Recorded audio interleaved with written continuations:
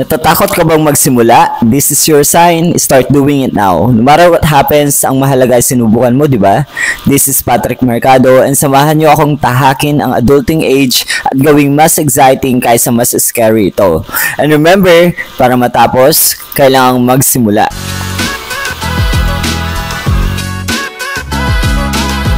Alright, so panibagong episode na naman ng ating kwentuhan ngayong gabi.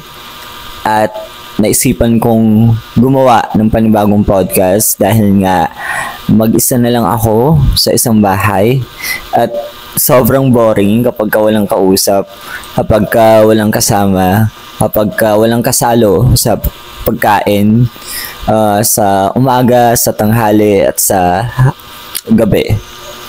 At paano ako napunta sa situation na to? It's because I moved out from our family house. So, I already started working as a public teacher sa Cavite and I am from Pangasinan. So, I had to move out from our family house in Pangasinan and live alone here in Naik, Cavite. So, mag-iisang linggo na ako na mag-isa sa isang bahay and it's very overwhelming, very bago sa pakiramdam at hindi ako comfortable sa situation na meron ako ngayon because I have to wake up at 5 a.m. every day para mag-prepare ng mga kailangan kong pagkain, kailangan kong baunin para sa aking work. And kailangan kong pumasok sa work at 6 a.m. every day from Tuesday to Saturday.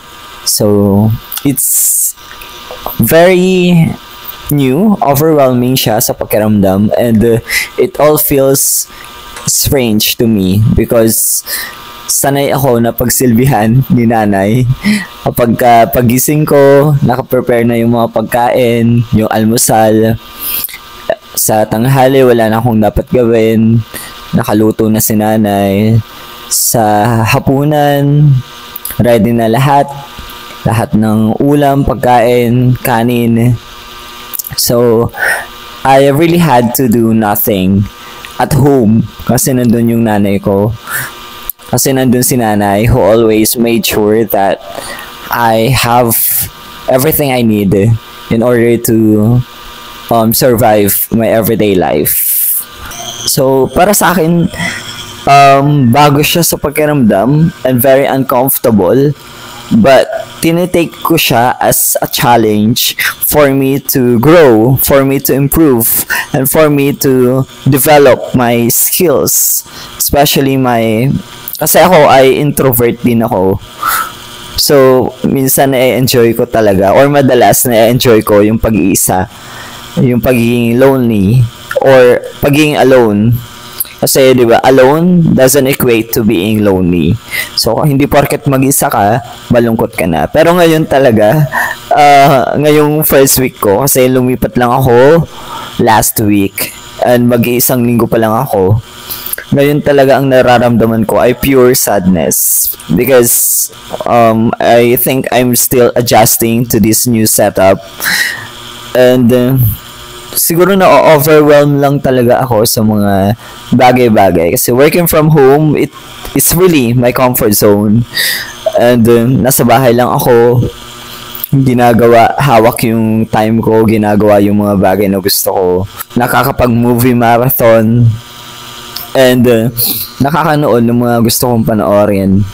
Pero ngayon ay kailangan ko nang gumawa ng mga paperworks and maghanda para sa mga lessons na ituturo ko each day, every day. So, nakakapanibago yung setup na ganito but I think this is for the better. Siguro nangyari tong bagay na ito, napunta ako dito sa situation or lugar na to para mas mag-grow pa ako as a person kasi that's what I always want to do, to always improve, to always learn new things and to become a better version of myself.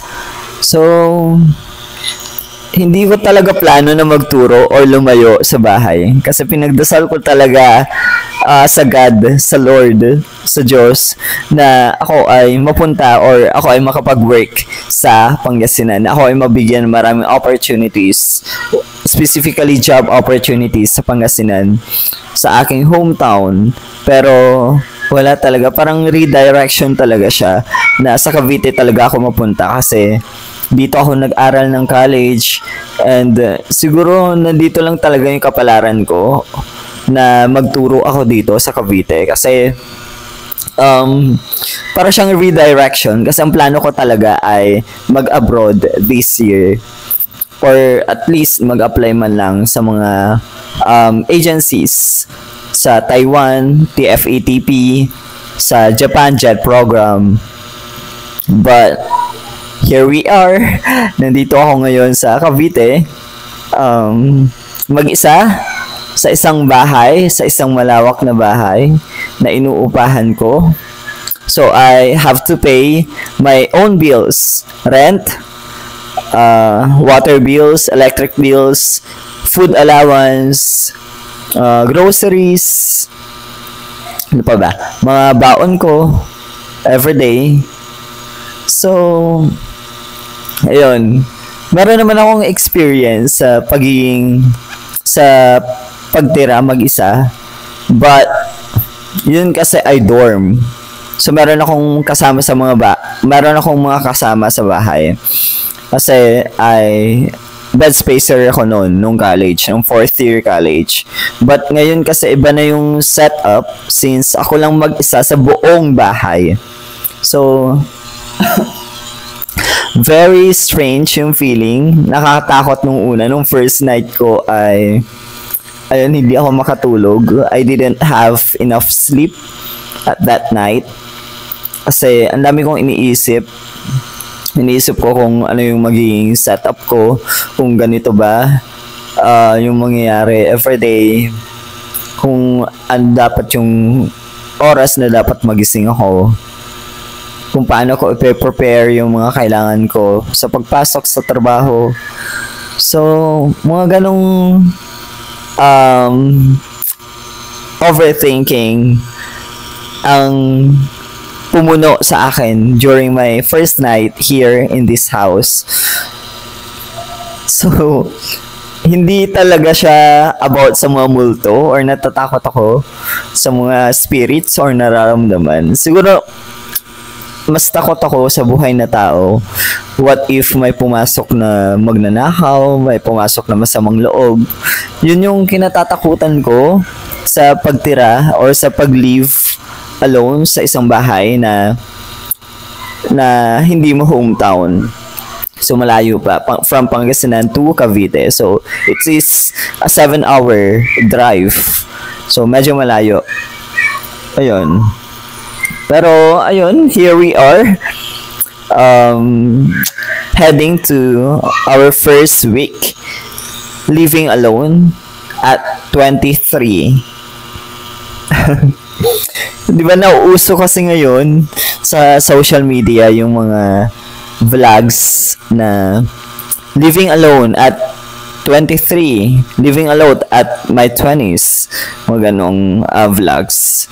At nakatira pa sila sa mga condo units or sa mga mamahaling bahay or mamahaling studio type na bahay na narerentahan.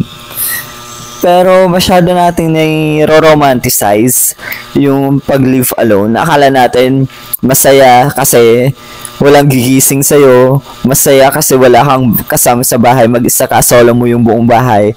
Masaya kasi walang pipigil sa'yo sa kung anong gusto mong gawin. Sa kung anong oras mo gustong gawin yung mga bagay-bagay. Pero no one really, or at least a few, really understand what it takes to live alone in a house, in a place that you are unfamiliar with. Pero eto naman, hindi naman ako unfamiliar sa lugar na to since tumira na din ako dito sa Naik, Cavite. during my first year, and nag-dorm na rin ako noong during my fourth year in college. So, technically, kabisado ko na din tong Cavite. Pero, nandun pa rin yung takot na what if mapahamak ka? What if may mangyaring masama sa'yo? What if wala kang matawagan na relative when you need them the most, kapag ka may emergency, kapag ka nagkakasakit ka. So, maraming bagay na dapat kinukonsider kapag ka plan mo na mag-live alone. At hindi siya palaging positive. Hindi siya palaging positive yung mga bagay na mararanasan mo kapag ikaw ay magli-live alone. Hindi dapat tayo dumidepende sa pagkilatis ng mga bagay-bagay. Depende sa kung ano yung sinasabi ng iba. Kasi merong mga iba talaga na niro-romanticize yung mga bagay-bagay na tinatago yung mga negative things, yung mga disadvantages. So, marami talaga mga challenges, maraming mga negative things, maraming mga bagay, mga pangit na bagay na pagdadaanan mo along the way. Pero I believe that this new journey of mine is worth my effort, worth my time, and worth my basta para sa akin maging sulit ang lahat, maging worth it ang lahat ng sacrifices ko, lahat ng paghihirap ko, lahat ng pagising ko ng maaga, lahat ng pagpupuyat ko para matapos yung mga paperworks, lahat ng to maging worth it. I'm claiming it na. So, etong episode na to, hindi siya maging formal talaga. Para lang akong nagkukwento since gusto ko lang ng parang kausap at this very moment. Kasi walang internet. I don't know why. Pagkarating ko sa bahay, na may kulay red na nagbi-blink doon sa modem ng Wi-Fi. So, I think walang signal ngayon si Converge kasi merong problem, something. So, I thought of creating this podcast, this episode, para ma-express yung mga nararamdaman ko.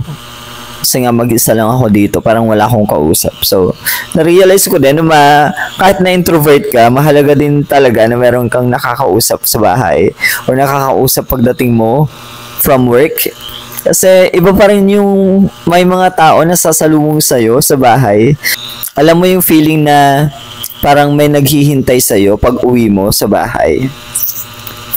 Pero ngayon, pagbukas ko ng pinto, ang sasalubong sa akin ay kawalan. Mga gawain, mga labahin, mga plato na kailangang hugasan. So, mga ganun. So, nakakalungkot din siya. Pero tinitake ko lang talaga siya as a challenge. Gusto ko siyang gawing challenge for me to grow and to improve more. Kasi marami pa akong dapat matutunan sa buhay, marami pa akong dapat matutunan sa mga gawaing bahay, at marami pa akong dapat matutunan sa aking sarili. Yung mga bagay na yon, I believe na matututunan ko sila ngayon na mag-isa na lang ako sa bahay, na cargo ko, full responsibility ko, yung buhay ko, yung sarili ko. Kasi wala akong sisisihin na ibang tao. Ako lang mag-isa dito sa bahay. So, kailangan kong gumalaw. Kailangan kong maging responsible enough. Kailangan kong ma-survive each day na lumilipas. So, yun. Ano pa ba? Ano pa ba yung mga gusto kong pag-usapan? Sa work. Sa work naman, ayos naman. Nakaka-adjust na ako. But, nandun pa rin talaga yung challenge since galing ako sa work from home. Ako ay freelance writer, so hawak ko yung oras ko noon. And ako din ay editor, so nakadepende sa akin kung anong oras ako nag-work sa pag-edit.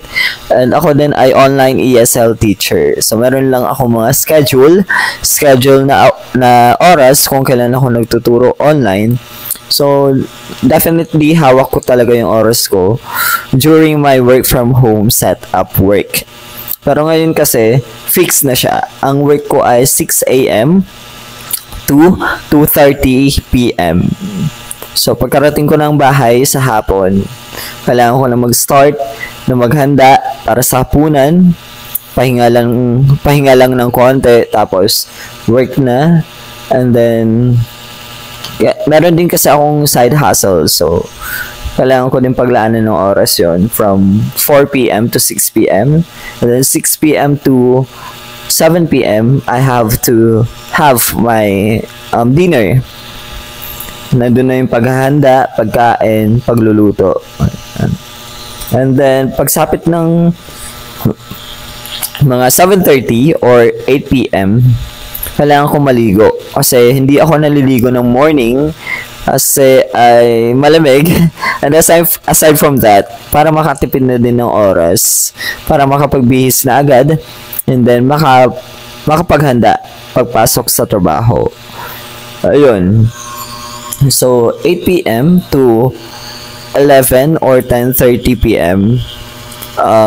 Balik ulit ako sa side hustles, or kung walang side hustles, walang mga racket sa araw na yun, manonood na lang ng mga movies or mga TikTok videos. So, aliwin ko na lang yung sarili ko sa mga oras na yun. And then, ayun, matutulog na ng 10:30 p.m. And then, 5 a.m. kinabukasan, magigising ulit, magsasaing, maghahanda ng baon for lunch sa trabaho, hindi na maliligo, maghihilamos na lang. After maghilamos, maghahanda ng sarili, magbibihis, at papasok. Siyempre, hindi ko kinakalimutan na ilock yung pinto ng bahay and yung gate. So, iniisip ko din kasi, since ako ay nakatira mag-isa dito, 3K yung rent. So, kino-compute ko yung sahod ko. Parang kukulangin yata. Masya-short yata ako. So, 3K yung rent. Tapos, pagpalagay na natin yung grocery ko ay 3,000 din. So, 6K na yon. Tapos, 2K food allowance since may mga time or days na hindi ako nakapagluto since naubos na yung delata or nakakasawa na din minsan. So, kailangan kong bumili ng mga lutong bahay sa mga karinderya. Ayan, so, magkano na yun? 6 plus 2, 8K na yon, 8,000. And then, yung mga mga shampoo, mga skincare, yung yung mga gamit sa bahay. Yun, tapos yung ipapadala mo sa probinsya. So, nakakapagod talaga yung adulting age. Ang dami mo ng responsibility and kailangan mo nang gumalaw-galaw para sa iyong future. So, sa mga adulting na dyan, sa mga young adults natin, na listeners, I hope that you are doing well and coping well with our situation. And pinagdarasal ko na sana ay malampasan natin ito at magawa natin yung best natin in everything that we do. And sana ay maipanalo natin lahat ng mga laban na meron tayo ngayon. So yun lang, kakayanin ko to, kakayanin mo to, kakayanin natin to. Naniniwala ako sa'yo, ilalaban natin to. So hanggang dito na lang muna. I hope that you learned something new at na-motivate kayo mag-try, mag-fail, at mag-try ulit sa mga bagay na gusto ninyong simulan. Again, this is Patrick Mercado and always remember, para matapos, kailangang magsimula.